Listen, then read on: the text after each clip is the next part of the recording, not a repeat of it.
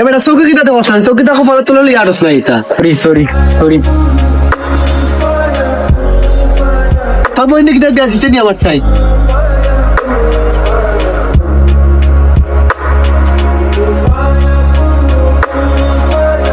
এই ভাই এদিকে আয়।